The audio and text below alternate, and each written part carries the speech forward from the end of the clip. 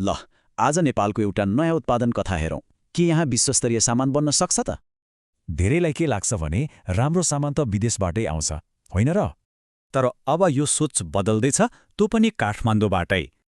ल भेट्नुहोस् गोल्डस्टोन टेक्सटाइललाई। चिनिया लगानीमा खुलेको यो फ्याक्ट्रीले नेपालमा नयाँ प्रविधि ल्याउँदैछ। यसको कथा पनि गजबको छ। एक पर्यटकको रूपमा नेपाल घुम्न आउँदा यहाँको मायाले तान्यो। अनि हेर्नुहोस् त कति छिटो सोच आउन साथ काम सुरु भइहाल्यो, उत्पादन पनि। अब उनीहरूको प्रोडक्टको खास रहस्य के हो त? त्यो हो उनीहरूले प्रयोग गर्ने फाइबर। यो हो सिलिकन पोलिस्टर फाइबर। यसले नै हो उनीहरूको उत्पादनलाई अरूभन्दा विशेष बनाउने। अब सिरक गहरो भयो भनेर चिन्ता लिनै परेन। यो फाइबर हल्का तर एकदमै न्यानो छ। यसले बजारमा कस्तो परिवर्तन ल्यायो भने अब महँगो र गहरौँ सामानको सट्टा सस्तो र हल्का विकल्प छ। त्यसो भए यस्तो आधुनिक सिरक बन्छ चाहिँ कसरी? आउनुहोस् हेरौँ। कच्चा फाइबरदेखि सिरक तयार हुन्जेल जम्मा 6वटा चरण छन्। यो 200 डिग्रीमा तताउने प्रक्रिया नै खास हो।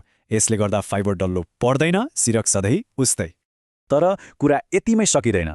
यसको असर फ्याक्ट्री बाहिर हाम्रो अर्थतन्त्रमा पनि परेको छ। अहिले नै हेर्ने हो भने 40 जनाभन्दा बढीले यही रोजगारी पाएका छन्। अनि उनीहरूको योजना यो सङ्ख्यालाई 150 सम्म पुर्याउनेछ। माग बढ्दो छ नि त। सोच्नुहोस् त, यसले आयात घटायो, रोजगारी बढायो अनि नेपाली सेनालाई पनि सामान दियो। उनीहरूको मिसन एकदमै प्रष्ट छ। नेपालमै राम्रो सामान बनाउने ताकि सबैले सस्तोमा किन्न सकुन्। यो त एउटा उदाहरण मात्र भयो। यस्तै लगानीले नेपालको भविष्य कस्तो बनाउला सोच्नु भएको छ?